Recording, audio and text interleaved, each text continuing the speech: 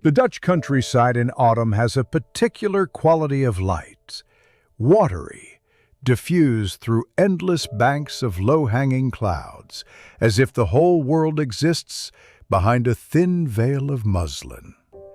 Our surveyor noticed this immediately, when his carriage turned off the main road from Utrecht that October morning in 1873, wheels crunching onto the packed dirt track that led toward the Van Oosterhout estate. He was 34 years old, this Willem van der Meer, though the locals would never learn his full name, referring to him simply as the surveyor, or that map fellow from the city. His hands bore the particular calluses that come from years of holding brass instruments and drawing implements, and his eyes had developed that peculiar squint common to those who spend their days peering through theodolites and calculating angles against distant horizons. The village of Drechterveen materialized slowly through the morning mist. First, the church spire, Protestant, naturally, its weathercock creaking in the wind. Then the cluster of brown brick houses with their steep, tiled roofs, designed to shed the frequent rains. Smoke rose from every chimney, the acrid sweetness of peat fires that would follow him throughout his stay. Progress, he thought wryly, has not yet convinced these people to abandon their traditional fuel. The inn where he would lodge, the Shepherd's Rest, squatted beside the village square like a well-fed burgher, its windows glowing amber with lamplight despite the morning hour. The proprietress, a widow named Van Horn, greeted him with that mixture of deference and suspicion reserved for educated strangers. "You'll be wanting the room at the back," she announced, rather than asked, "away from the noise of the tap room." Strange how quickly one learns the social choreography of a new place.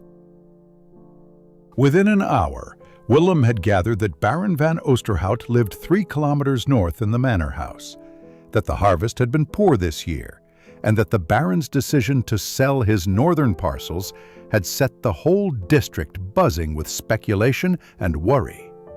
"Who'll buy Bogland?" one farmer muttered into his Geneva. "Only the devil himself would want such cursed ground."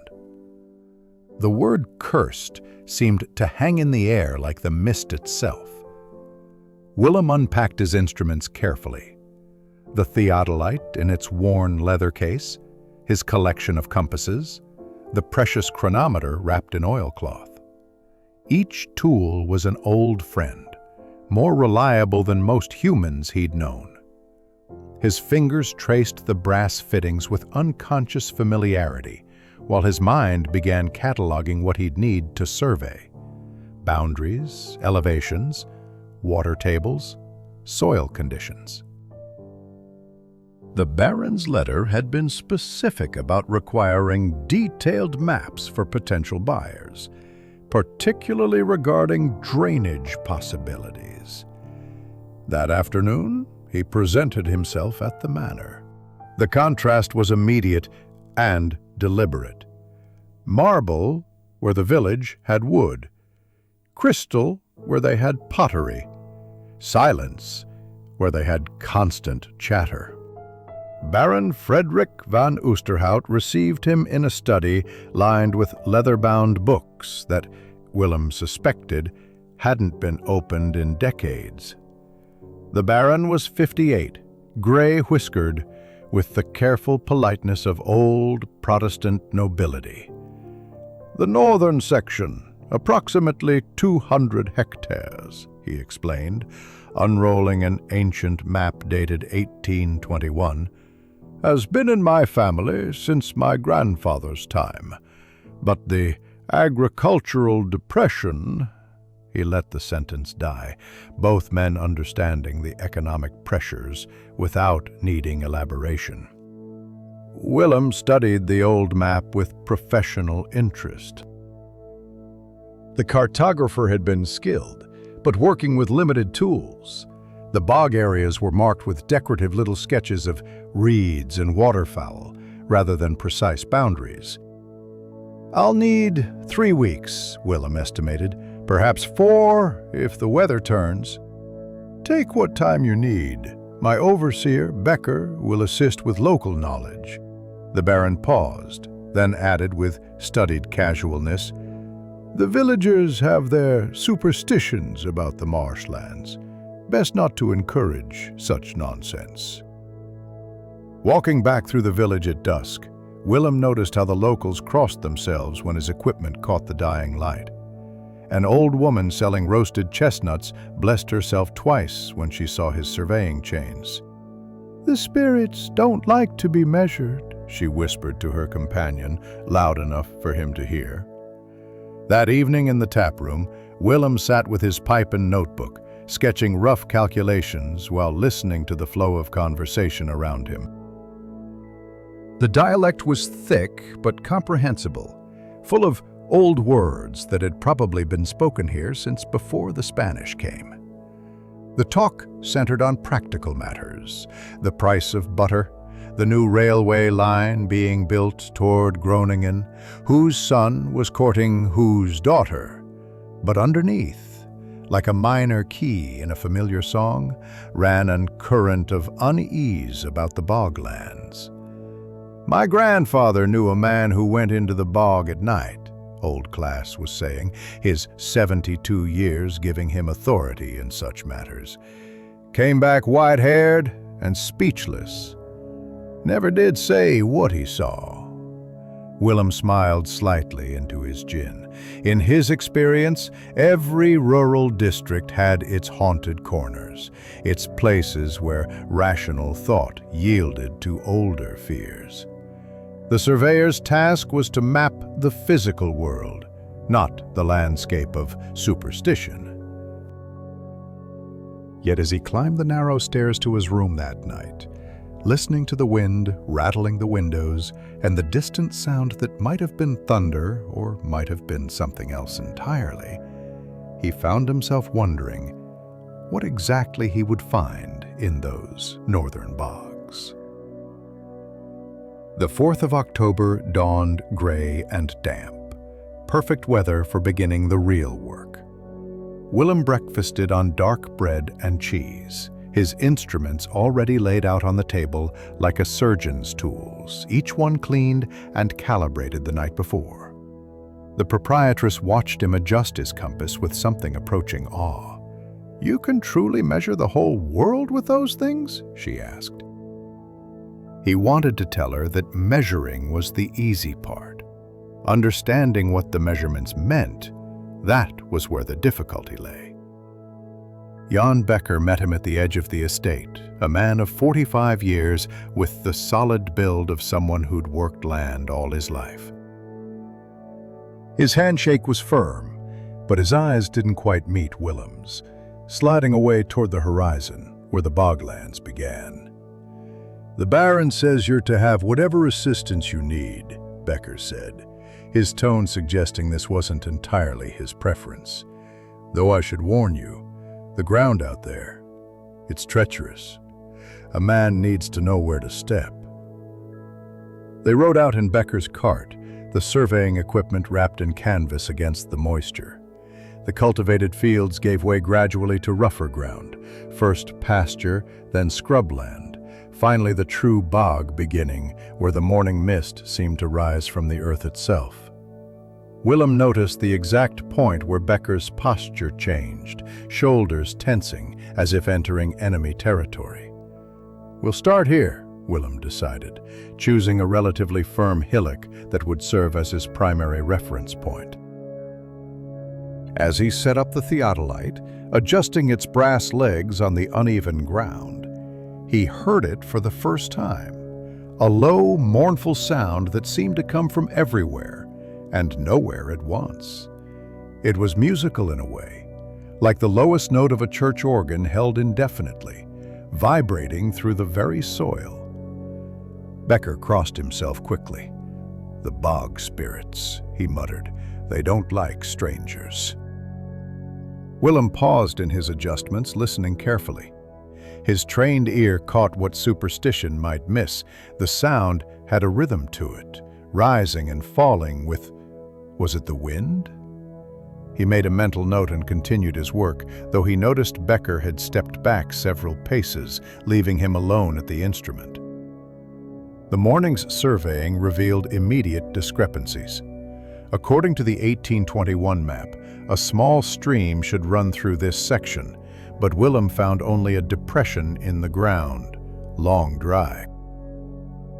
More curious, the elevation readings suggested artificial earthworks, subtle but definite, as if someone had once tried to channel water through this area.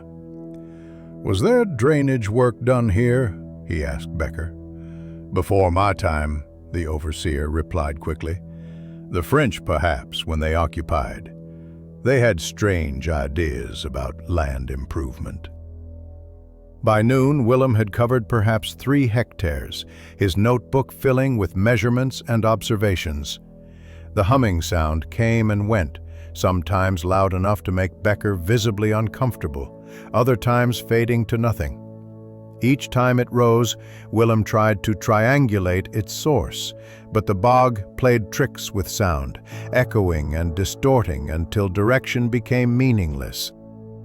They returned to the village for the midday meal, and Willem found himself invited to take Sunday dinner at the parsonage, not the next day but the following Sunday, the 5th of October being already spoken for.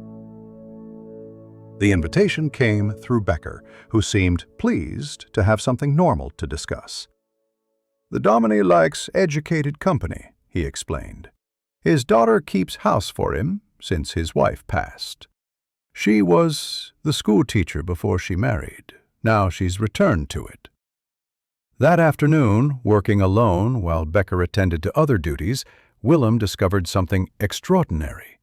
Following what appeared to be a natural ridge, he realized it was anything but natural. It was the remains of an old dike, probably from the previous century, now mostly collapsed but still affecting water flow through the bog. His measurements showed it extending northeast for at least 200 meters before disappearing into deeper marsh. The humming grew louder as evening approached, and now Willem could swear it had a source, somewhere to the north where the bog was deepest.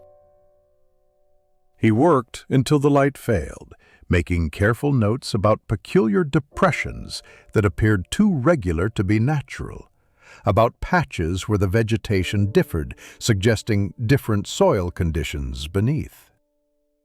His map was beginning to reveal patterns the old cartographer had missed, or perhaps deliberately omitted.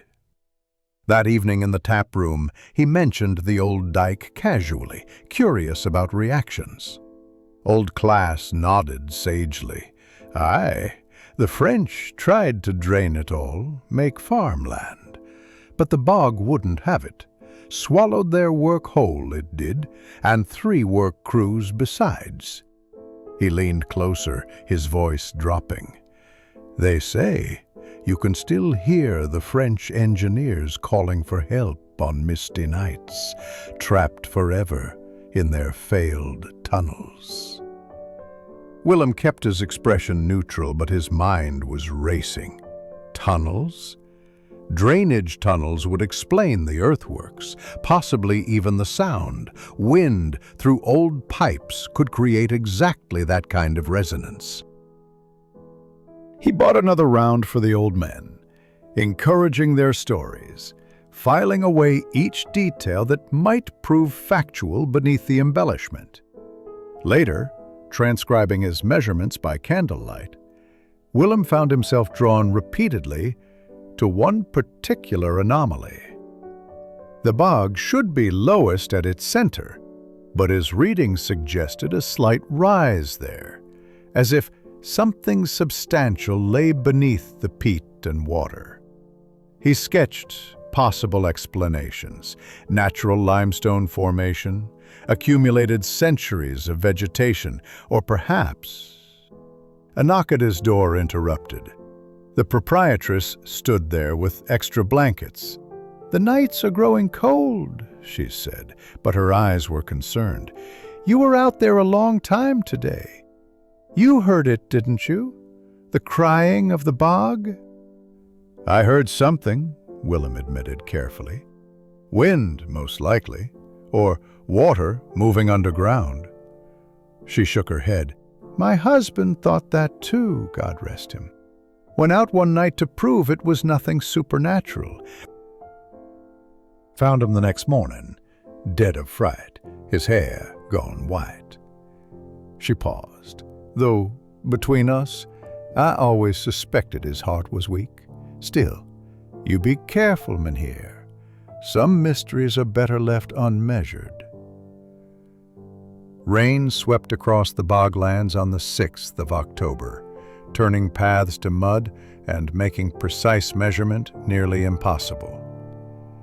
Willem spent the morning in his room, transcribing yesterday's field notes into proper form, his careful penmanship reducing the chaos of the bog to neat columns of figures. Yet something nagged at him. Those wagon tracks he'd noticed yesterday near the eastern edge of his survey area, fresh and deep despite Becker's insistence that no one traveled that route anymore. By afternoon, the rain had softened to drizzle, and restlessness drove him out. He walked through the village, ostensibly to purchase more ink and paper from the small shop near the church. The merchant, Peter Voss, was a man of 38, with the sleek appearance of someone who ate better than his neighbors. His shop was surprisingly well stocked for such a remote place. Good tobacco, imported paper, even English biscuits in tins. "You're mapping the old bog, I hear," Voss said, counting out change with fingers that had never known hard labor. "Dangerous work. The ground shifts, you know. What's solid one day might swallow a man the next." Willem noticed how Voss's eyes flickered when he mentioned the eastern section. "I'm careful," he replied, "though I was surprised to see fresh wagon tracks there yesterday. Does someone still use that old path?" "Couldn't say," Voss answered too quickly. "Perhaps Becker was checking his fences." Walking back, Willem encountered old Klaas cutting peat at the bog's edge, his movements practiced from decades of repetition. The old man was happy for company and eager to talk. "You want to know about the French drainage works?" he said, pausing to wipe his brow. "My father worked on them as a boy. Forced labor it was. The engineer, a man named DuPont, he had grand plans. Tunnels underneath, channels above, turning the whole bog into farmland." "What happened to the tunnels?" Willem asked, keeping his tone casual. Klaas spat into the dark water. "Still there, some of them. Collapsed mostly, but..." He looked around nervously. "Sometimes when we're cutting peat deep, we break through into hollow spaces. We cover them quick-like. Bad air down there. And worse things, maybe." That evening was the church service Willem had been invited to attend. The Reformed Church of Drechterveen was austere, even by Dutch Protestant standards, its whitewashed walls bare of any ornament save a wooden pulpit and simple brass chandelier. The dominie preached on the parable of the talents, his sermon somehow making even divine generosity sound like a business transaction. After the service, Willem was introduced to the dominie's daughter, Marika de Witt, who had returned to her father's house after her husband's death 2 years prior. She was 29, with intelligent eyes and ink stains on her fingers that suggested her teaching duties extended beyond school hours. "You're causing quite a stir," she said with surprising directness. "Half the village thinks you'll anger the bog spirits. The other half hopes you'll prove they don't exist." "And which half do you belong to?" Willem asked. "Neither. I think there are explanations for everything, but sometimes the truth is stranger than superstition." She paused, then added quietly, "My late husband was interested in local history. He collected old documents, maps, records from the French occupation. You might find them useful. The next 2 days, Willem spent in systematic survey, working his way north despite Becker's increasingly creative excuses to direct him elsewhere. The overseer had developed a nervous cough whenever they approached certain areas, and twice, Willem caught him in whispered conversation with his nephew, Thomas de Groot, a farmhand of 26 who seemed perpetually worried about something. On the 8th of October, Willem made a discovery that changed everything.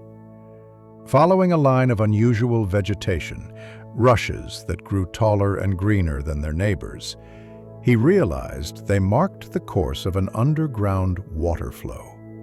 Not natural seepage, but water moving through a definite channel. Using his surveying rod to probe the soft ground, he found it.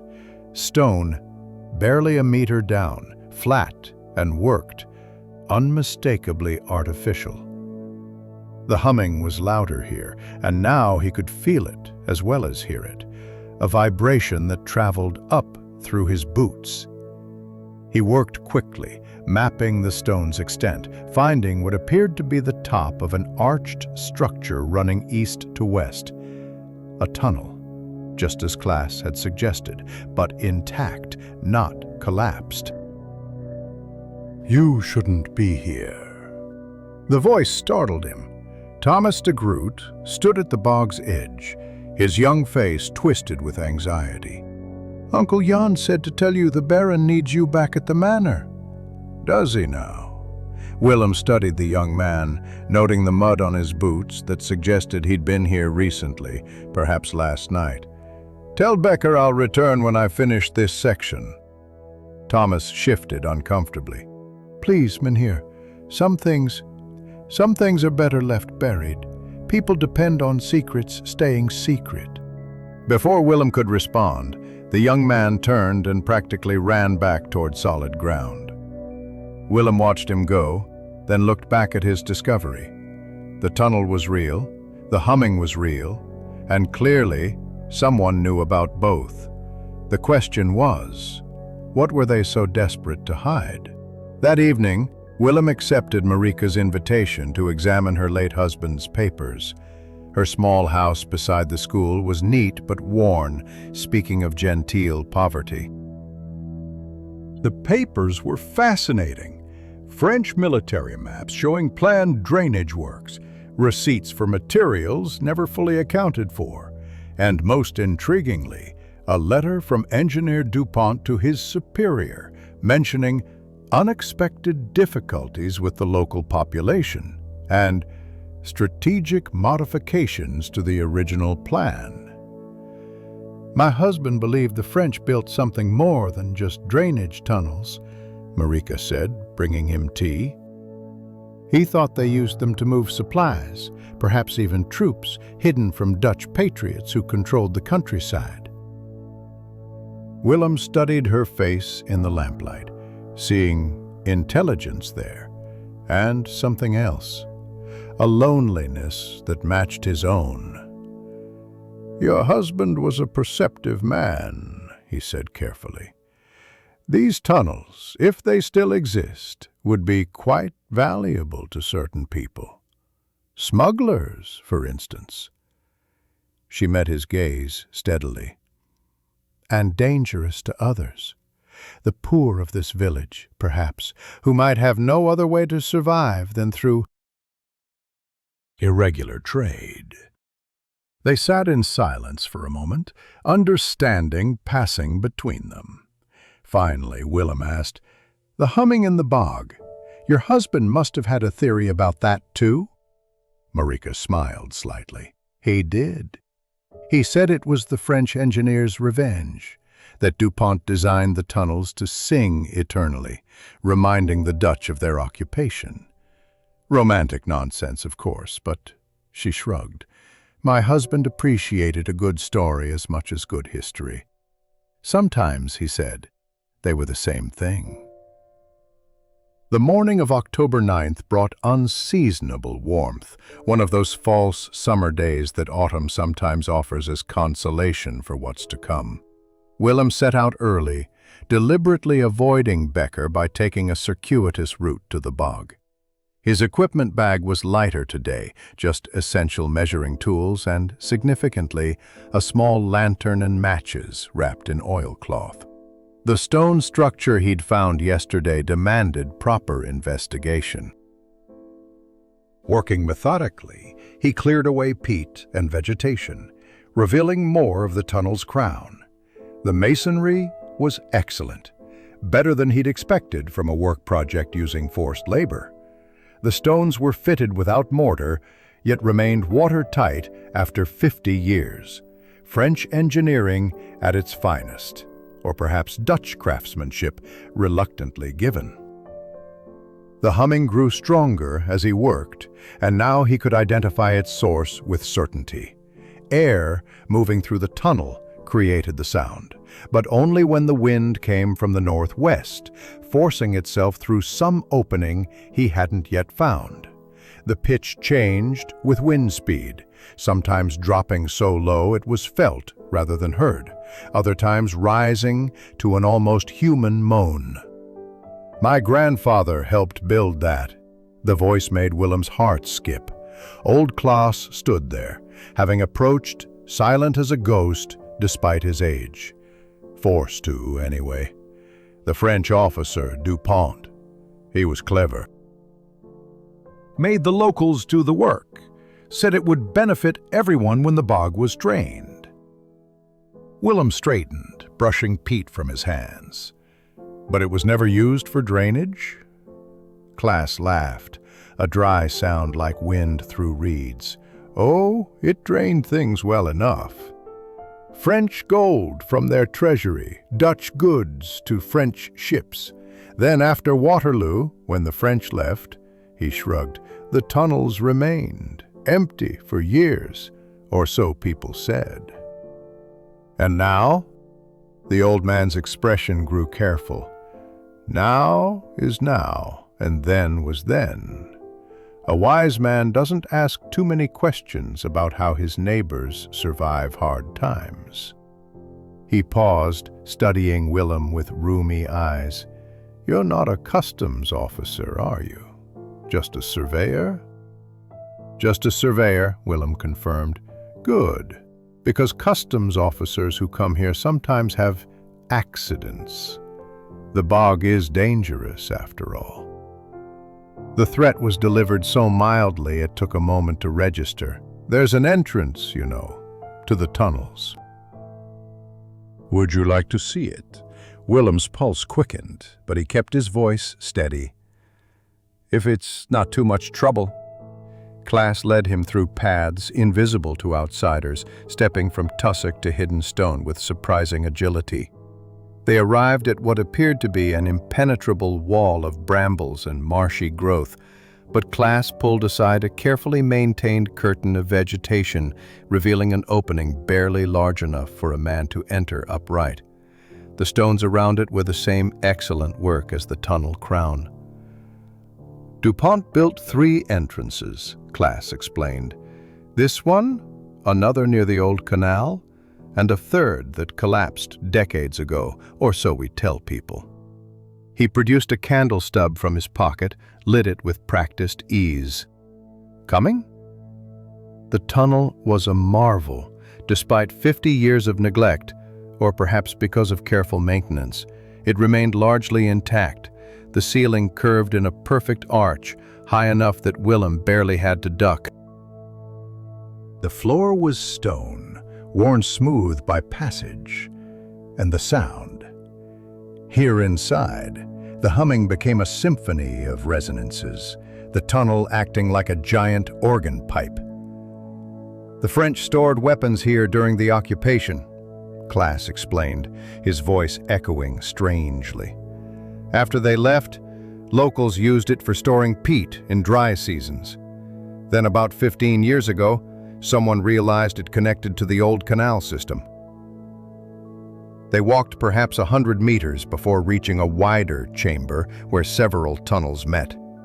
Here were clear signs of recent use.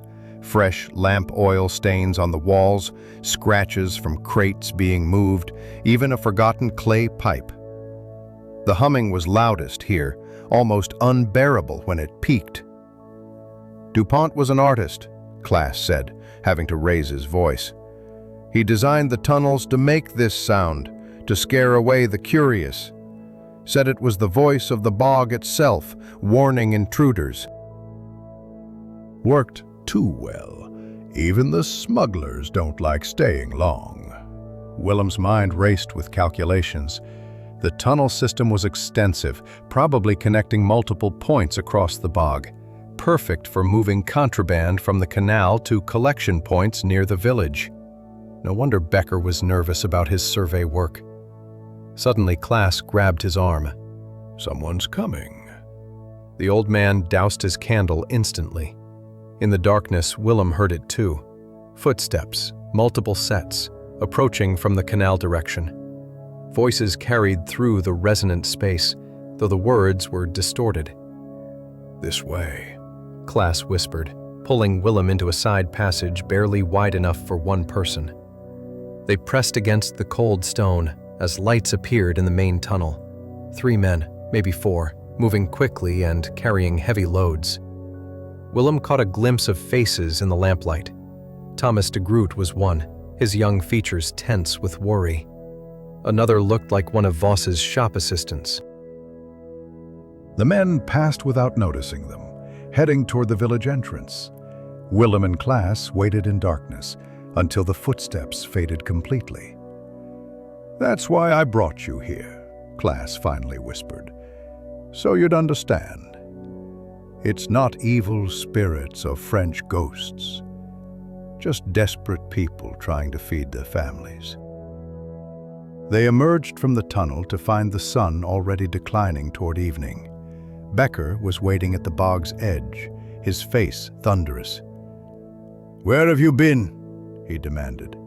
"The Baron has been asking for your progress report." "Surveying," Willem replied calmly. "I found some interesting geological formations that will affect the drainage possibilities." Becker's jaw clenched. "You should be more careful. Old Class tells stories, but the bog really is dangerous. Men have disappeared here. Educated men from the city who asked too many questions." That evening, Willem sat in his room, mapping what he'd seen in the tunnel. The ethical dimensions of his discovery weighed heavily. As a surveyor, his duty was to provide accurate information to his client. But accuracy would doom the smuggling operation, and with it, likely, several families' livelihoods. A soft knock interrupted his thoughts. Marika stood in the doorway with a covered dish. "I thought you might have missed dinner," she said. "The whole village is talking about you spending the day with Class." "He showed me some interesting historical sites," Willem said carefully. She set down the dish, hot spot, still warm, and studied his face. "Historical sites that hum in the wind?" "You knew?" "My husband knew. He chose not to include it in his historical writings." She sat uninvited in the room's single chair. "He said some history is better left unrecorded. The official story is that the tunnels collapsed." "The truth helps feed hungry children." Willem thought about the precision required in his work, the absolute commitment to accurate measurement he'd maintained his whole career. Then he thought about Thomas de Groot's frightened young face, about Klaas's poverty despite 7 decades of hard work, about this widow bringing him dinner because she understood the weight of dangerous knowledge. "The tunnels will need to appear on my map," he said slowly. "The Baron has a right to know what's on his land." Marika's face fell, but she nodded. "Of course." "However," Willem continued, "tunnels that collapsed 50 years ago would pose no current danger. Just historical curiosities, impassable now, filled with toxic gases from decomposing peat. definitely not safe to explore. The 11th of October arrived wrapped in fog so thick that the world beyond Willem's window ceased to exist. He had spent the previous day creating false survey notes, carefully documenting collapsed tunnels and impassable debris. Each lie precisely calculated to discourage investigation while remaining technically accurate about the tunnel system's existence. The ethical compromise sat uneasily in his stomach, like bad fish. Tonight, however, he would return alone. He needed to understand the full extent of the operation before deciding how much truth to bury in his official report. The lantern he'd purchased from Voss, noting the merchant's poorly concealed alarm at the request, sat ready on his table, along with a compass, measuring tape, and his small notebook wrapped in waterproof leather. Near midnight, when the taproom below had fallen silent, and even the dogs had ceased their barking, Willem slipped out through the kitchen door. The fog was a blessing, hiding his movement toward the bog, though it also transformed familiar landmarks into strange shadows. He navigated by compass and memory, each step careful on the treacherous ground. The tunnel entrance class had shown him was harder to find in darkness, but eventually his searching hands found the gap in the vegetation. Inside, the absolute blackness was almost physical, pressing against him until he lit the lantern. The humming was quieter tonight. The wind had died with evening, but still present, a bass note felt in the bones. He moved deeper than before, past the chamber where tunnels converged, following the main passage toward what his compass indicated was the old canal. The construction quality remained impressive throughout, though water seeped through in places, creating pools that reflected his lamplight like black mirrors. Someone had laid boards across the worst spots, recent additions that proved regular use. After perhaps 300 meters, the tunnel began to change. The walls were lined with timber here, and side chambers opened at regular intervals. In the first, Willem found nothing but old sacking and the smell of rotted vegetation. But the second contained treasure of a different sort. Crates marked with shipping stamps from Amsterdam, Antwerp, even London. Tobacco by the smell, and good quality too. No wonder Voss's shop was so well stocked. A sound froze him, footsteps approaching from ahead, multiple people moving without attempt at stealth. Willem doused his lamp immediately and felt his way into one of the side chambers, pressing himself behind the crates. Light grew in the main tunnel, accompanied by voices speaking in the local dialect. "Told you we should wait until tomorrow," someone was saying. Thomas de Groot's voice, high with anxiety. "The ship leaves on the morning tide," another replied. This voice Willem recognized too. Voss himself, his merchant's smooth tone replaced by sharp authority. "We move tonight, or lose the entire shipment." They passed close enough that Willem could smell the tobacco on their clothes, the tar from their torches. He counted 6 men, maybe 7, all carrying heavy loads. When they'd passed, he waited another full minute before relighting his lamp with shaking hands. He should leave now, he knew. He'd seen enough to understand the scope of the operation. But curiosity pulled him forward, toward where the smugglers had come from. The tunnel continued another 100 meters before opening into a vast chamber, partially natural cave, partially engineered space. Here was the operation's heart, stacked goods reaching toward the ceiling, a small boat moored at an underground channel that must connect to the canal system, even a crude office with ledgers and manifests. Willem approached the desk, his surveyor's instinct for documentation overcoming caution. The ledgers told a story of impressive organization, scheduled shipments, distributed profits, even insurance against seizure. One name appeared repeatedly in positions of authority, P. Voss. But another name made him pause. J. Becker, listed as receiving regular payments for agricultural consultation. So the overseer wasn't just turning a blind eye. He was actively involved, probably ensuring that patrol schedules and official visits never coincided with smuggling operations. Willem wondered if the Baron knew his trusted overseer was supplementing his income so creatively. A loose page caught his attention, covered with what appeared to be a map, not of the tunnels, but of the estate, marked with dates and initials. Understanding dawned slowly. This was a schedule, showing when different areas would be surveyed by Becker, ensuring smugglers knew which routes were safe on which days. His own arrival had disrupted this careful choreography. Willem pocketed the page, then immediately regretted it. Taking evidence made him more than an observer. It made him a participant, someone with dangerous knowledge and proof of it. But it was too late now. He turned to leave and found himself facing a figure in the entrance. "I thought I might find you here." Marika stood there, wrapped in a dark cloak, carrying her own lamp. Her expression was unreadable in the shifting light. "Old Class saw you leave the inn. He was worried you might encounter difficulties." "You're involved in this?" Willem couldn't hide his surprise. She laughed, but there was no humor in it. "Involved? No. Aware? How could I not be? My husband discovered it years ago, tried to expose it.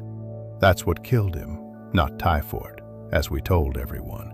His heart gave out after Voss's men held him underwater in the canal just long enough to make their point. The revelation hung between them like the lamp smoke. Willem's hand went instinctively to the page in his pocket.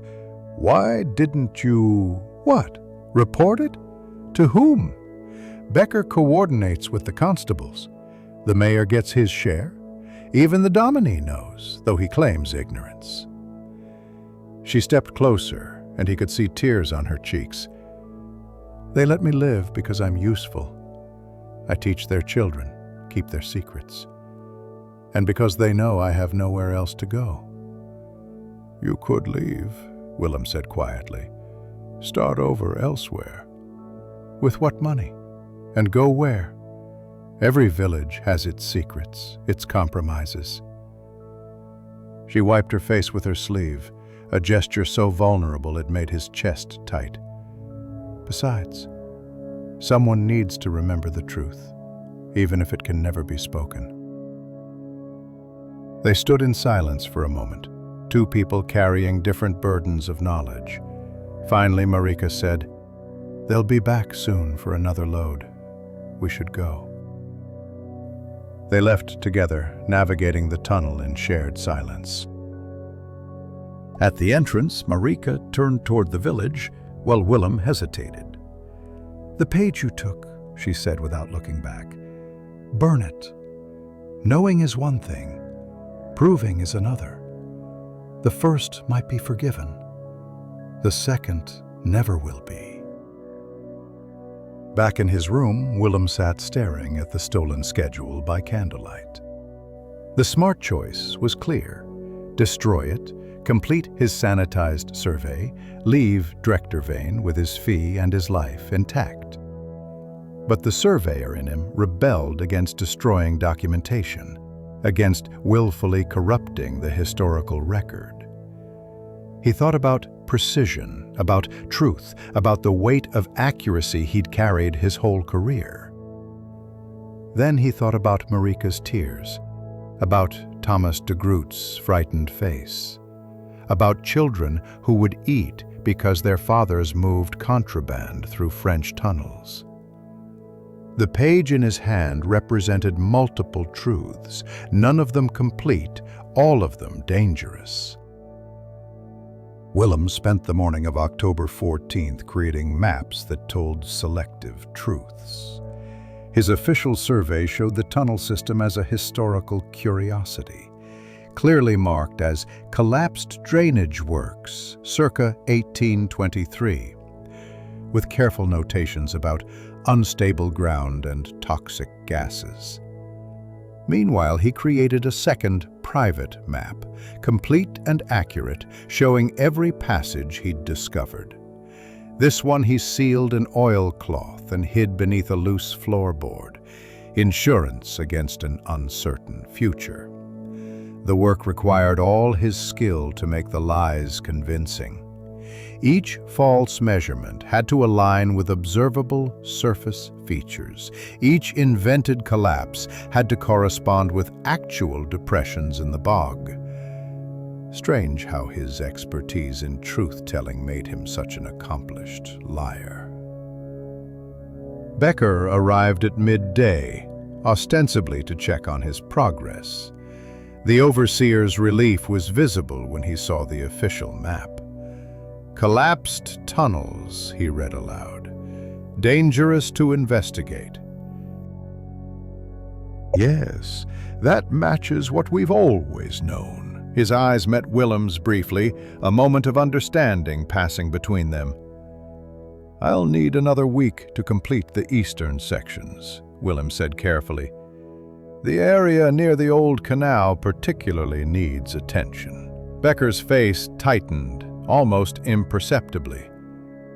"The Baron is anxious for your completion. Perhaps those areas could be surveyed more efficiently?" "Accuracy takes time," Willem replied, "unless the Baron wishes to sell land based on incomplete information." They both knew he held the stronger position. Becker left with promises to arrange matters with the Baron, his meaning clear enough. Willem would have his week, time for the smugglers to relocate their most valuable goods. That evening, instead of the tap room, Willem walked to the canal. The old waterway was barely functional now, its locks frozen with rust, its banks collapsed in places. But boats still used it. He could see fresh rope marks on the moorings, oil stains on the water. Following the towpath north, he tried to reconcile what he saw with what he knew, measuring distances with his practiced stride. "You're very predictable."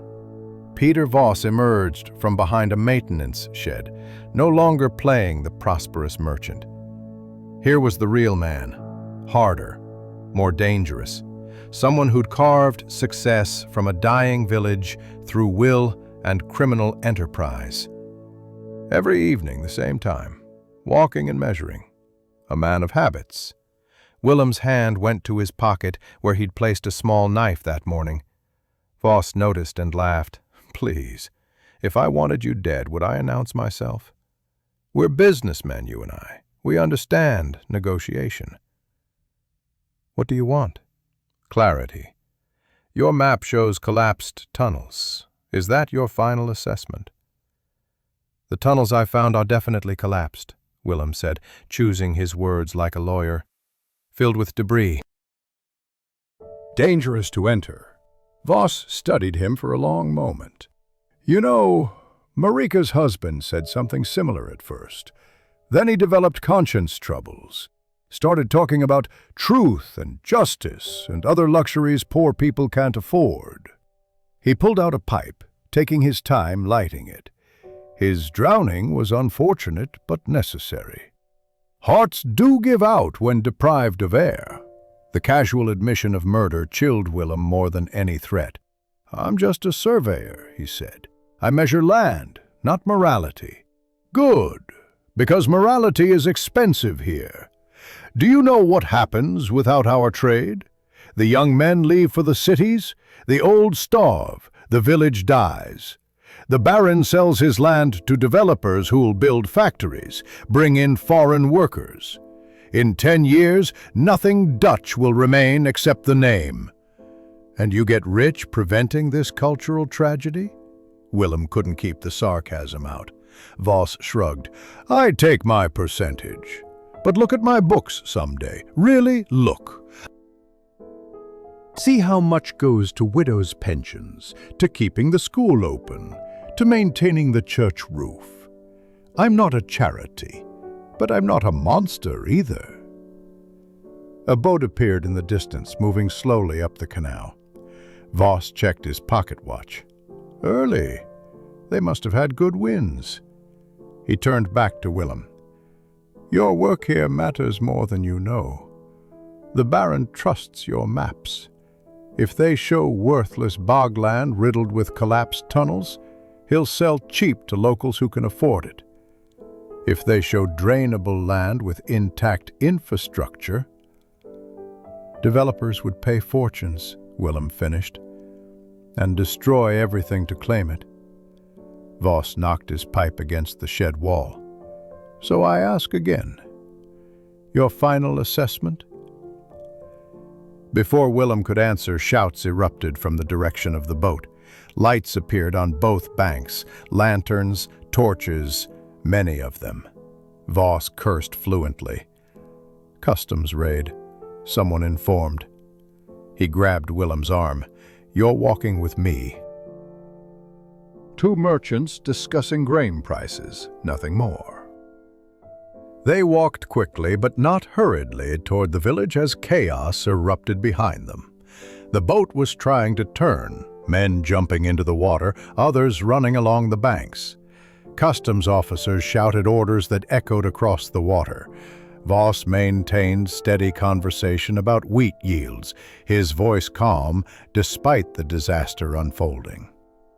That's 3 months' profit burning, he said quietly as they reached the village edge. Someone will pay for this. Willem thought of the schedule he'd taken, wondered if its absence had disrupted their plans. But no, this was planned, coordinated. Someone with inside knowledge had betrayed the operation. His mind went to Thomas de Groot, the nervous young man who'd warned him away. Conscience, fear, or payment, any could motivate betrayal. They parted at the church, Voss heading toward his shop, while Willem returned to the inn.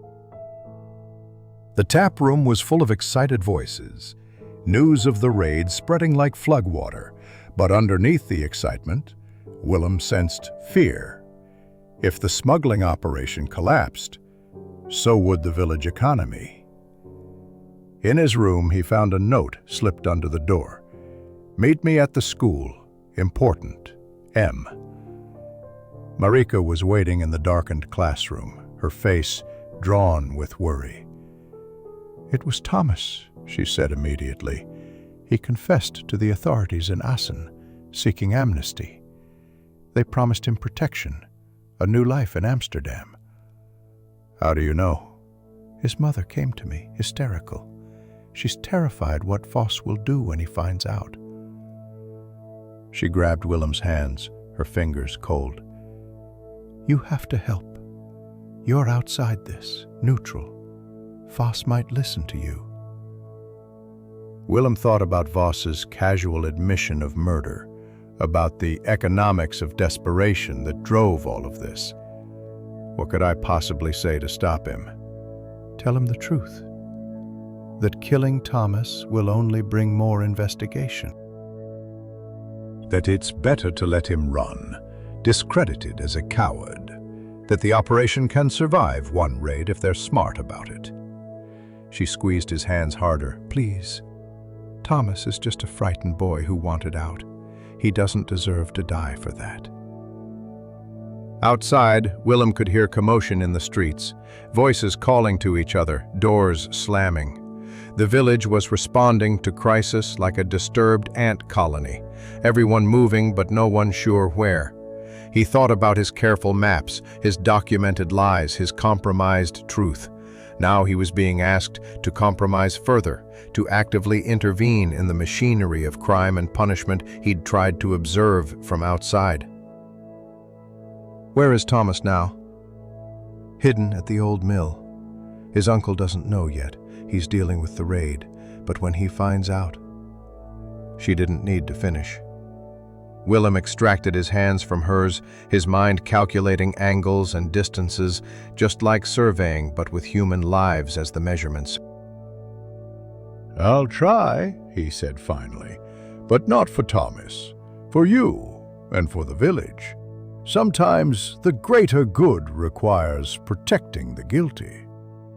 She kissed his cheek, a gesture so unexpected he stood frozen after she'd pulled away. "Thank you," she whispered. "Truth is complex here. You're learning that." The old windmill stood like a broken finger against the dawn sky of October 16th, its sails long since removed, its machinery silent for a decade. Willem approached carefully, knowing that cornered men make dangerous decisions.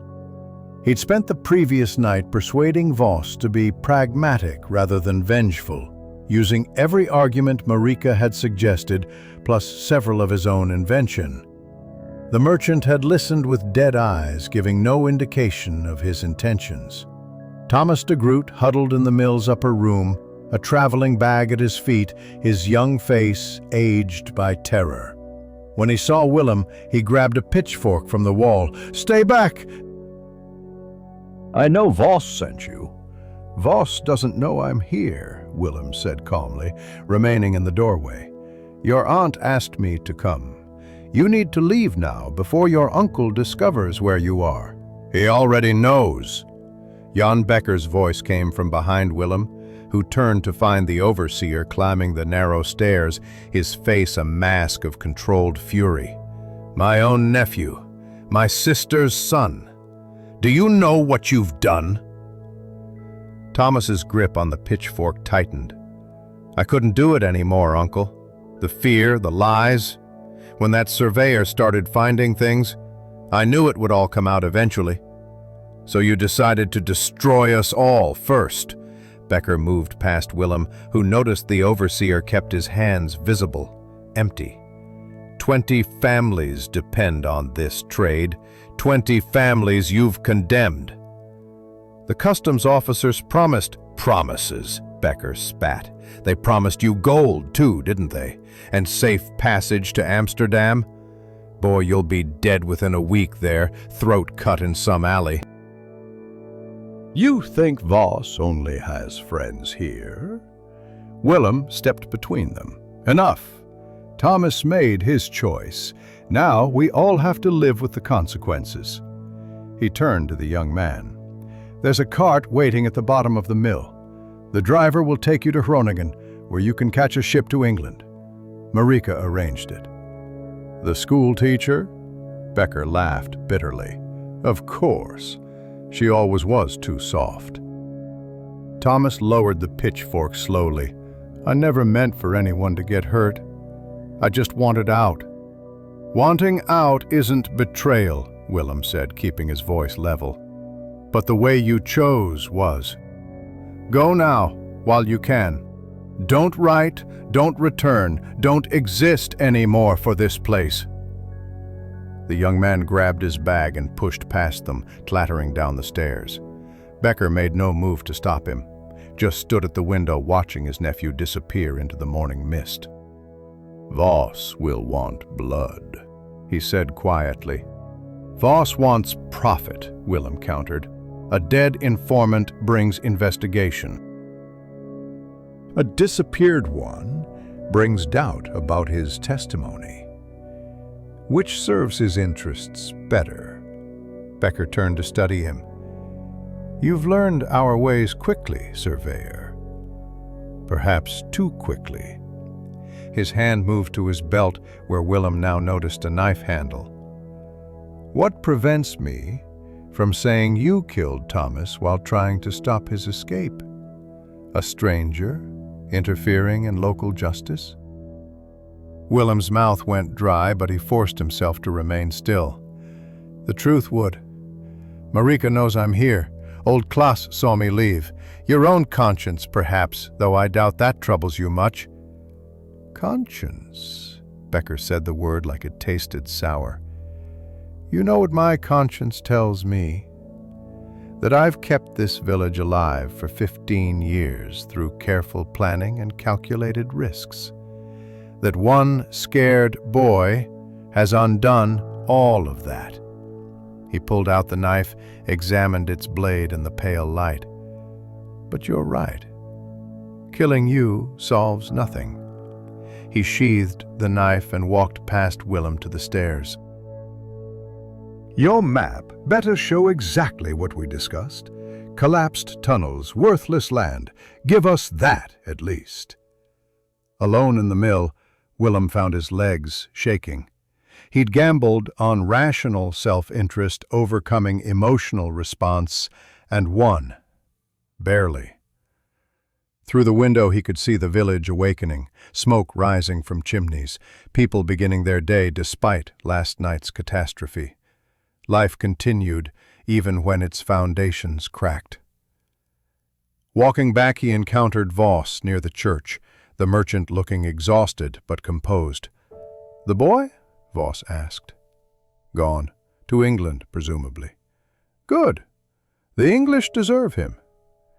Voss pulled out his pipe, a gesture Willem now recognized as his way of buying time to think. "The raid cost us, but not fatally. We lost one shipment and one route. Both can be replaced." "And the tunnels?" "Will be sealed. Your map shows them as collapsed anyway." Voss lit his pipe, puffed thoughtfully. "You know, Surveyor, you could have exposed all of this." Your reputation, your integrity. They would have believed you over us. Why didn't you?" Willem thought about Marika's tears, about hungry children, about the slow death of rural villages throughout the Netherlands. Because absolute truth is a luxury, like you said, and because sometimes the lie serves life better than honesty serves justice. "Philosophy from a mathematician," Voss almost smiled. "Be careful. That kind of thinking leads to complications." That afternoon, Willem returned to the bog to continue his official survey, but his heart wasn't in the work.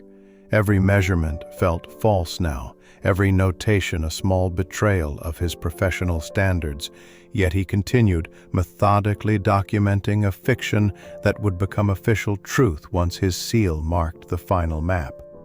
Near the tunnel entrance he'd first discovered, he found evidence of new activity, fresh earthwork, stones being moved. They were already sealing it, erasing the evidence before any follow-up investigation could begin. By tomorrow, his fictional collapsed tunnel would be reality.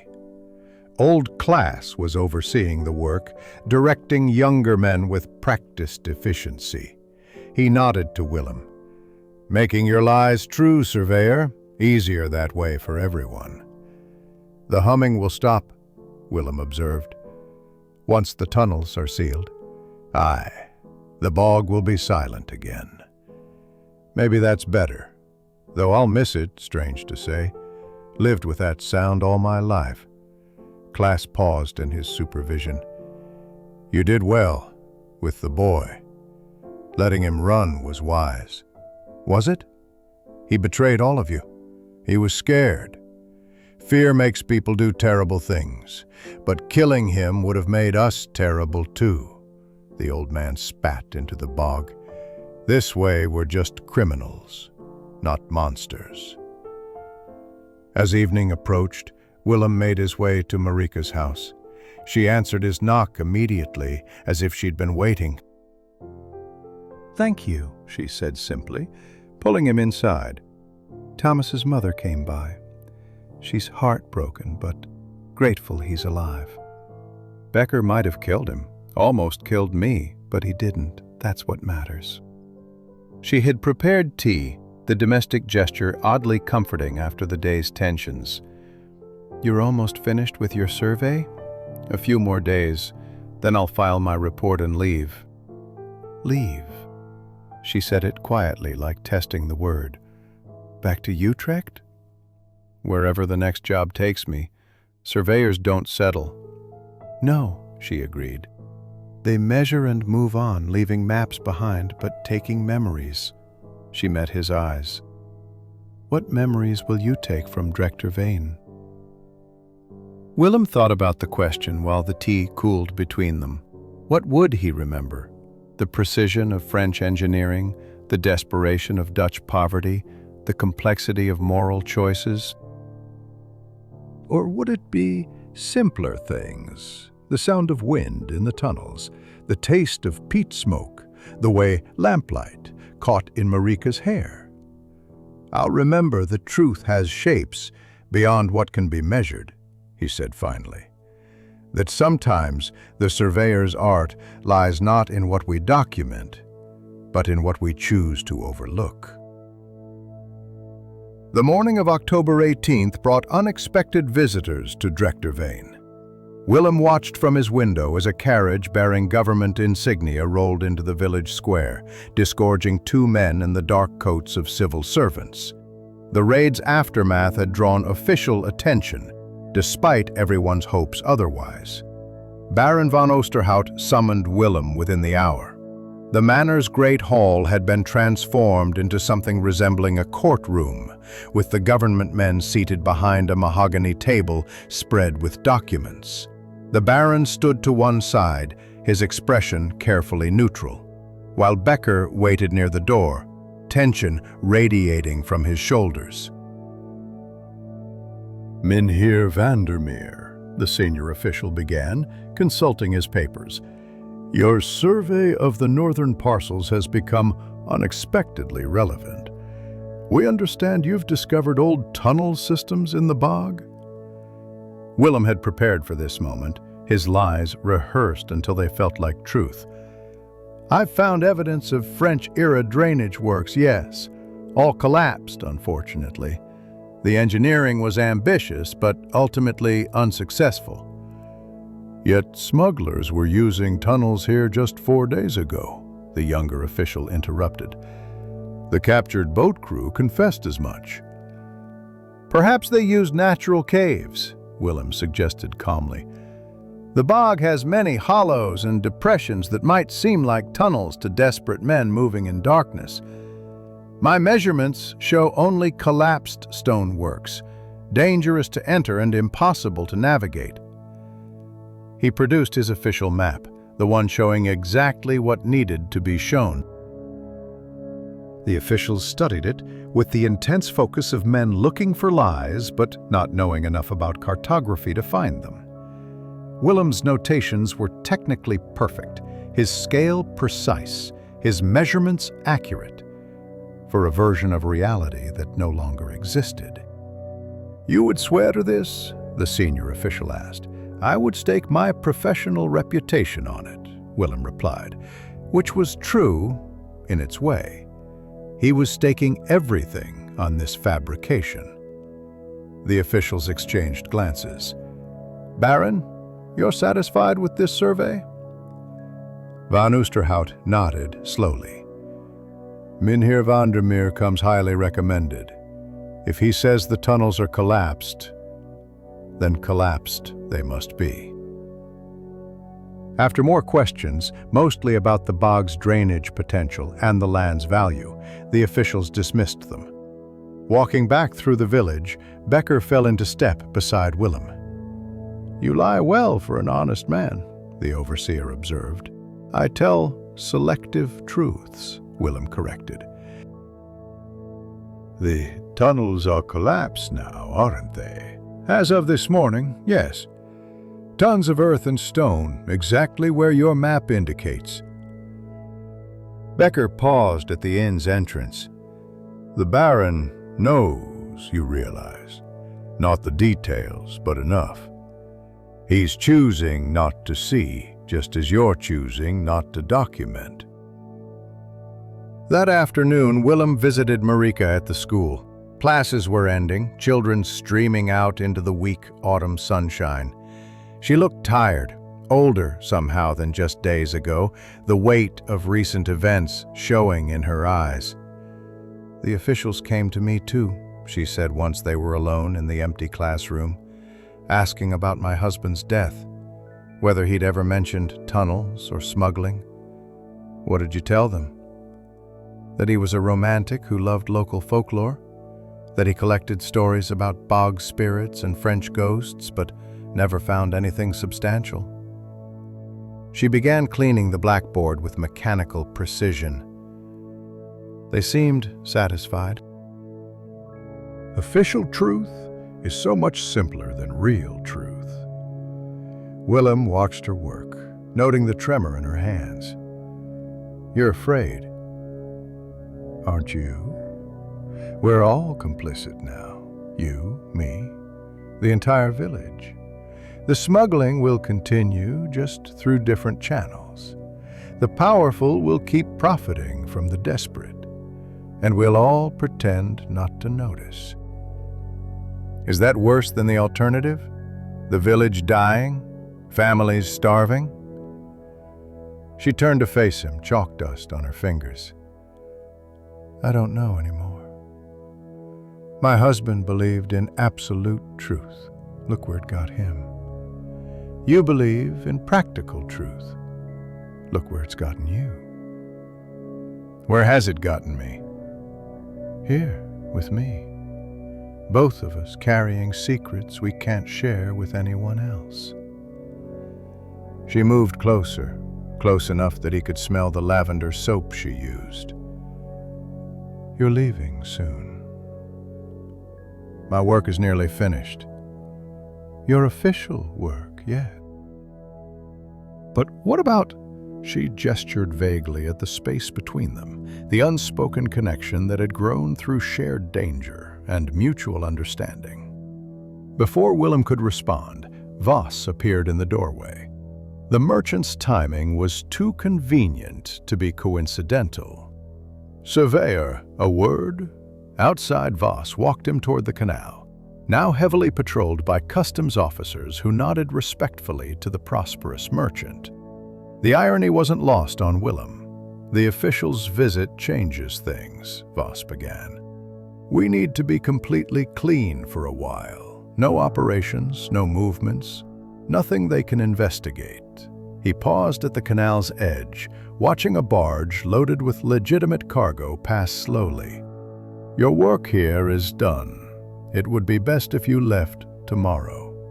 The Baron expects the Baron will be told you've completed everything necessary. Your fee will be paid in full, with a bonus for your discretion." Voss pulled out an envelope, heavy with guilders. "Consider it a consultation fee for teaching us about the importance of accurate documentation." Willem took the money, knowing refusal would raise suspicions. "And Marika?" "The school teacher makes her own choices, but consider carefully what you offer her. A surveyor's life is no life for a woman who's already buried one husband." That evening, Willem packed his instruments with the same care he'd used to unpack them 2 weeks ago. Each tool returned to its exact place, the theodolite nested in worn velvet, compasses aligned in their felt-lined slots. The physical precision comforted him, a return to measurable certainties after days of moral ambiguity. A knock interrupted his packing. Marika stood there with a small package. "Your maps," she said. "You left them at the school." He hadn't, but he took them anyway, understanding the pretense. "Come in." She entered hesitantly, as if crossing the threshold committed her to something irreversible. "I wanted to say goodbye properly. And to thank you. For Thomas, for the village, for understanding." "Understanding what?" "That sometimes survival requires compromise. That truth serves different masters." She sat on his single chair, hands folded in her lap. My husband never understood that.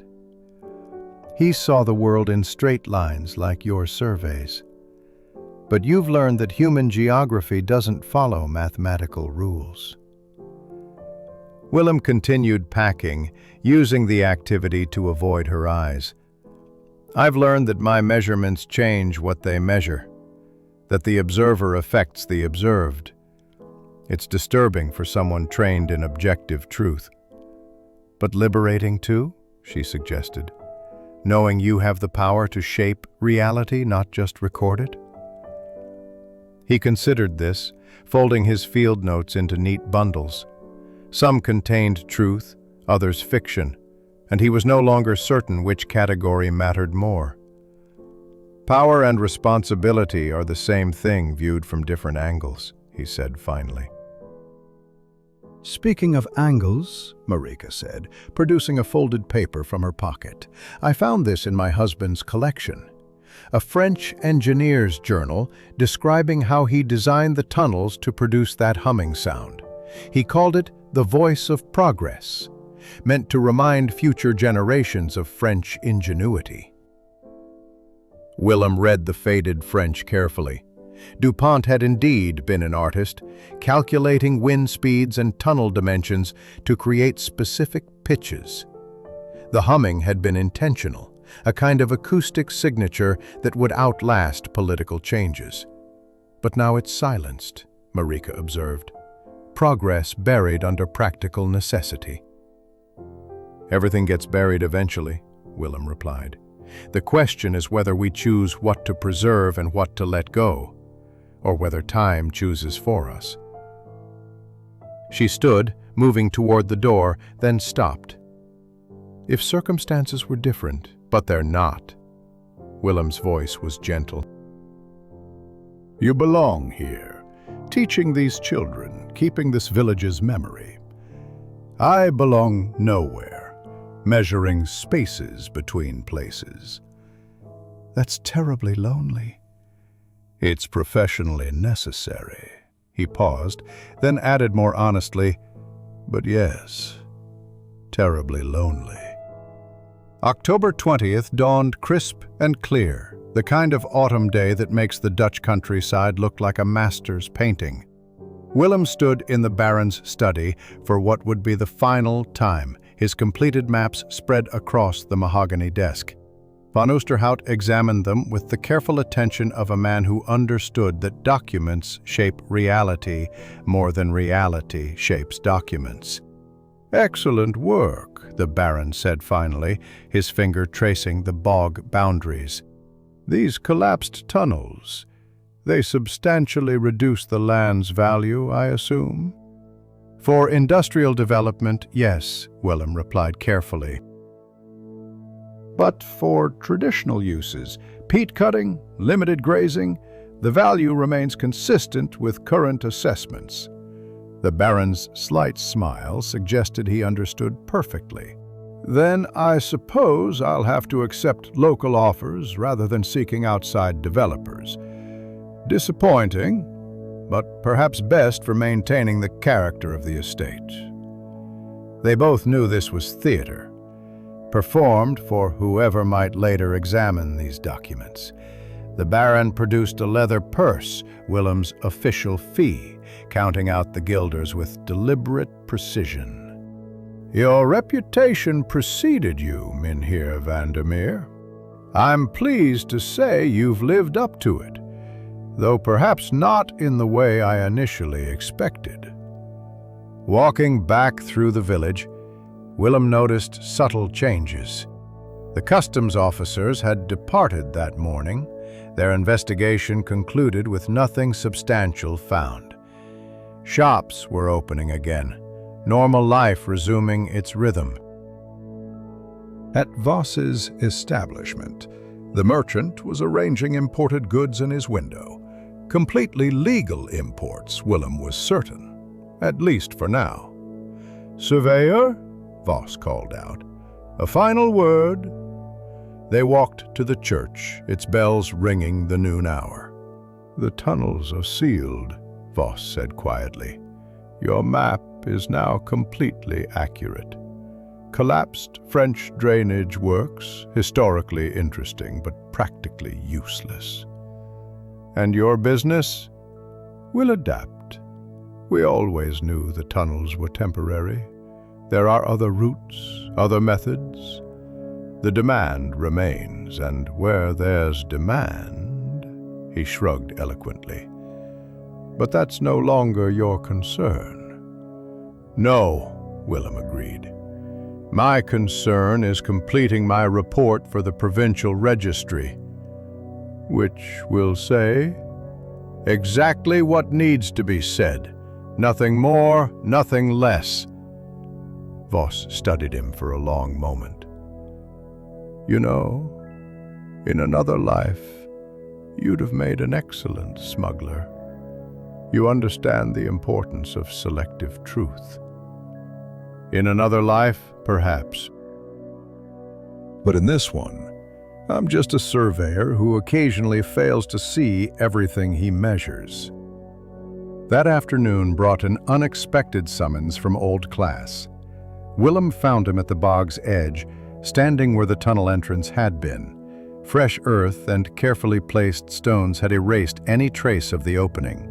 Within a year, vegetation would complete the concealment. Listen, Class said. Willem did, hearing only wind through reeds, water lapping at the bog's edge, distant bird calls. The humming was completely gone. The bog returned to its natural quiet. Seems wrong somehow, Class continued. That sound was part of this place for 50 years. My children were born to it. My wife died to it. Now it's like it never existed.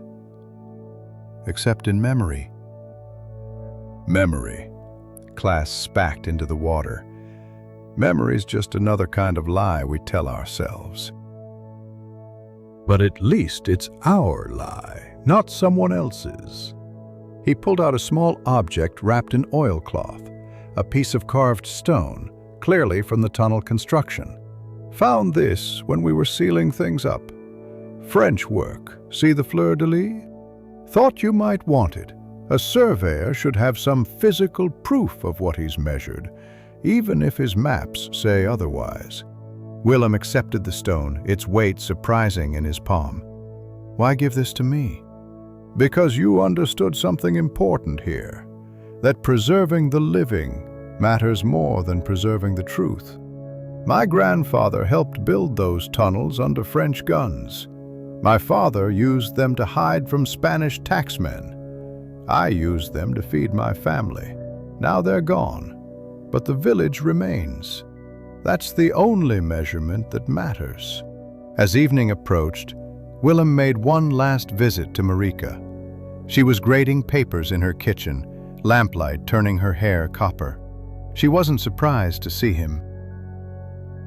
You're leaving tomorrow. First light. There's a survey job waiting in Friesland. New railway lines need mapping. From ancient secrets to modern progress. She put down her pen. Will you remember us? How could I forget? This place has changed my understanding of what surveying means. She stood, moving to a cupboard where she retrieved a small package. I want you to have this. My husband's journal, the one where he tried to document the truth about the tunnels. I've added my own notes about what happened after. Someday, when everyone involved is gone, perhaps someone should know the complete story. Willem weighed the journal in his hands. This is dangerous to keep. Then destroy it, or hide it, or carry it with you as a reminder that truth has many angles. She paused, then added, There's something else I need to tell you. Becker came to me yesterday. He's resigning as overseer, taking his family to Rotterdam. The guilt over his nephew, the fear of discovery. It's broken something in him. Who will replace him? The Baron's promoting one of the younger farmhands, someone with no connection to recent events. She smiled sadly. The village will continue, but it won't be the same. Perhaps that's for the best. They stood facing each other in the lamplight, two people who'd shared extraordinary circumstances but could share nothing more. Willem wanted to offer something: hope, promise, possibility, but honesty prevented him. He was what he was, a wanderer who measured spaces but never filled them. Goodbye, Marika. Goodbye, Willem. May your measurements always find true north, even when your compass doesn't. That night, his last in Drechterveen, Willem sat in the tap room among the locals who'd gradually accepted his presence. The talk was of ordinary things: weather, crops, whose roof needed repair before winter. No one mentioned tunnels or smuggling or the recent raid. The village was already editing its collective memory, smoothing over recent disruptions, like water closing over a thrown stone. The proprietress brought him a final Genever on the house, her way of saying farewell. "You've been good for business," she said simply. "Educated folk always are. They pay promptly and don't make trouble." If only she knew, Willem thought, sipping the gin. But then again, perhaps she did know, and this was her way of acknowledging his discretion. In a village built on secrets, even gratitude came disguised. Near midnight, unable to sleep, Willem climbed to his window and looked out over the village one last time. Smoke still rose from chimneys. A few windows still glowed with lamplight. And somewhere, a baby cried briefly before being soothed. It looked exactly as it had when he'd arrived, as if his presence had changed nothing. But he knew better. His maps would shape this place's future, his lies becoming truth through repetition and official seal. The tunnels would fade into legend, the smuggling into rumor, the deaths into acceptable casualties of economic necessity. And he would carry the real truth with him. Another weight added to his surveyor's burden of precision and compromise. Tomorrow he would leave for Friesland, where new measurements awaited. But tonight he sat with Marika's husband's journal and the French stone Klaas had given him, two pieces of physical evidence that contradicted everything his official documents claimed. Perhaps that was fitting. A surveyor should understand that truth, like the bog itself, had depths that no instrument could fully measure. 3 months later, in the deep cold of January 1874, Willem Vandermeer returned to Drechterveen. Not as a surveyor this time, but as a witness to the land transfer that his maps had made possible. The Baron had requested his presence specifically, a formality that barely disguised the true reason, ensuring that all parties understood exactly what was being sold and what secrets would remain buried with the transaction. The village looked different under snow, softer somehow, its harsh edges hidden beneath white drifts. The bog had frozen solid, its dangerous grounds made temporarily passable, though locals still avoided the areas where tunnels had been. Willem noticed fresh flowers on several graves in the churchyard, including one that must have been Marika's husband. Memory persisted, despite official revision. The inn was warm with peat fire and crowded with locals come to witness the historic transaction.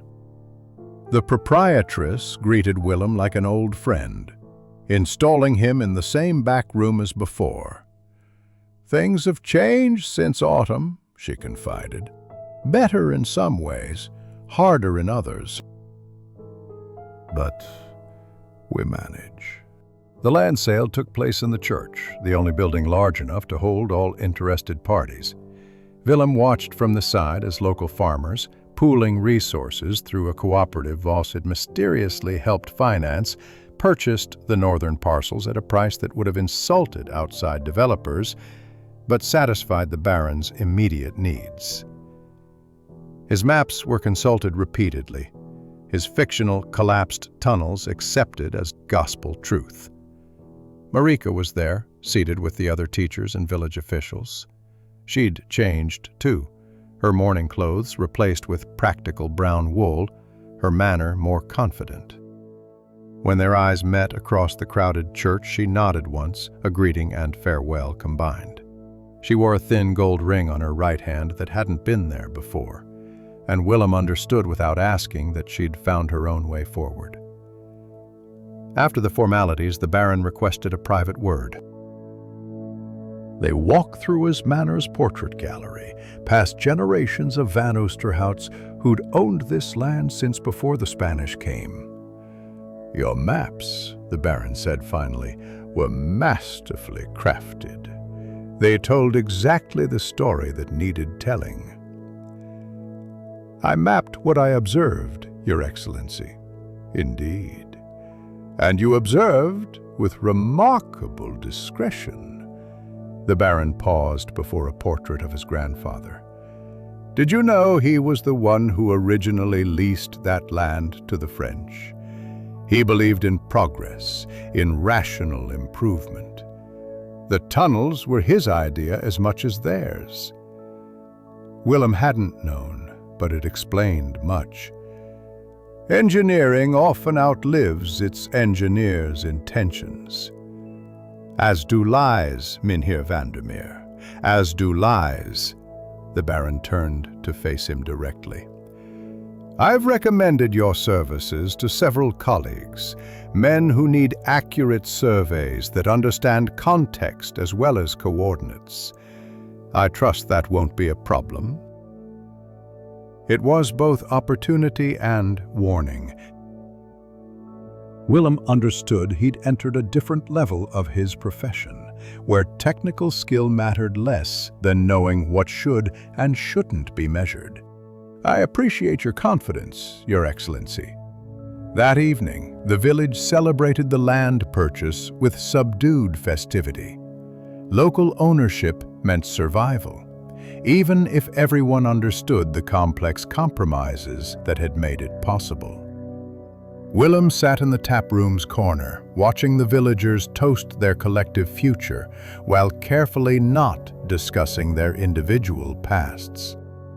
Old Klaas joined him, moving slowly on joints stiffened by winter. "Never thought I'd see the day," he said, settling heavily onto the bench. "Local folk owning Van Oosterhout land. My grandfather would have called it impossible." Times change. Not as much as you'd think. The smuggling continues, you know. Different routes, quieter methods, but the trade flows. Voss is too clever to let one setback end his business. Willem wasn't surprised. "And Becker? Gone to Rotterdam as planned. His nephew Thomas died there last month. Knife fight in a tavern, they say, though who knows the truth. Perhaps it was random violence, perhaps it was reach of Voss's connections. Either way, the boy paid for his betrayal." The news sat heavy between them. Willem thought of that frightened young man in the windmill desperate for escape. Now he'd escaped permanently, another casualty of the complex economics that kept places like Drechterveen alive. "The school teacher's getting married again," Klaas continued, changing subjects with elderly privilege. "The new overseer, young fellow named Hendrik, good match. He needs education, she needs security. The heart doesn't always factor into these calculations." Willem kept his expression neutral, though something in his chest tightened. "I wish her happiness." "Happiness?" Klaas tested the word like suspicious food. "That's a luxury too, isn't it? Like truth." "Most of us settle for survival and call it enough." Later, unable to bear the taproom's warmth and cheer, Willem walked to where the bog began. The moon was full, turning the frozen wasteland into something almost beautiful. The silence was complete. No humming, no wind, just the creak of ice and his own breathing. He pulled out the carved stone Class had given him, running his thumb over the fleur-de-lis worn smooth by time. "Beautiful night." Marika's voice didn't surprise him. Somehow he'd expected her to come this last time. "You're getting married." "In spring. Hendrik is a good man. He doesn't ask about the past, and I don't burden him with it." She stood beside him, careful not to touch. "It's a practical arrangement." "Most are." "Were you ever married?" "Once. She died of typhoid 3 years ago. No children." Willem heard himself sharing what he never shared. "She said I loved my instruments more than her. She was probably right." Precision is easier than passion, but lonelier.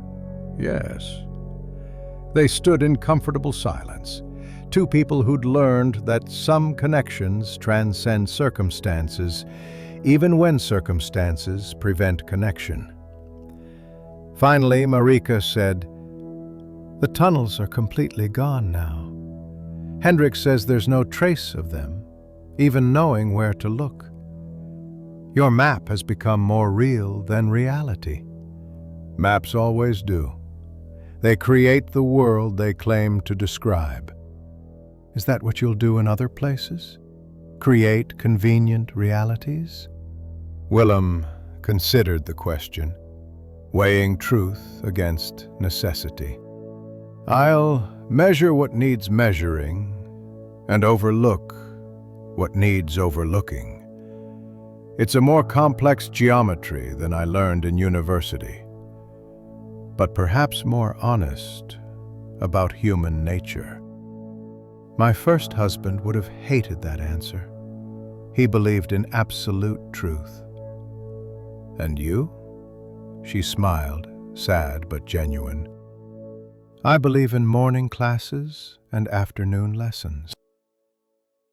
In teaching children to read, despite knowing they'll mostly use that skill for commerce rather than poetry. In marrying a good man I don't love because love is another luxury the poor can't afford. I believe in surviving, Willem, and helping others survive. Truth is just one tool among many. A bell rang in the village, not the church bells, but someone calling for help. They both turned, seeing lanterns converging on some crisis. "I should go," Marika said. "Hendrik will wonder." "Yes." She started to leave, then stopped. "That journal I gave you. Burn it. Please. Let the dead keep their secrets." Willem nodded, though he knew he wouldn't. Some truths needed preserving, even if they could never be spoken. He watched her walk back to the village, to her practical future with a good man who didn't ask questions. Then he turned back to the frozen bog, to the silence where songs once rose from hidden depths. In his pocket, the French stone seemed to pulse with its own warmth, a fragment of ambitious engineering that had outlived its purpose, but not its existence. Like him, perhaps. A surveyor who'd learned that measurement was just the beginning of understanding, that maps could lie more honestly than truth could tell, that sometimes the greatest precision lay in knowing what not to document. Tomorrow he would leave again, heading for the next assignment, the next place that needed measuring. He would carry with him the weight of Drechtervain's secrets, adding them to his collection of necessary lies and selective truths. Each job would add more complexity to his understanding, more compromise to his precision, until perhaps one day the weight would be too much and he'd settle somewhere, accepting his own practical arrangement with a woman who needed security more than passion. But tonight, standing at the edge of a frozen bog that no longer sang. Willem Vandermeer allowed himself the luxury of absolute honesty, if only in his own mind. He had measured this place and been measured by it in return. His maps would shape its future, but its secrets had shaped his understanding of what it meant to document humanity's intersection with geography. The tunnels were gone, the humming silenced, the truth buried beneath tons of earth and official documentation. Yet something remained. Call it memory, call it conscience, call it the surveyor's burden of knowing that precision and accuracy were not always the same thing. The moon traced its measured arc across the sky, and Willem traced his path back to the inn, to his packed instruments and morning departure. Behind him the bog kept its silence, and ahead the village settled into sleep, its secrets safe for another generation. Between them, he walked the narrow path of a man who'd learned that sometimes the most important measurements were the ones that never appeared on any map.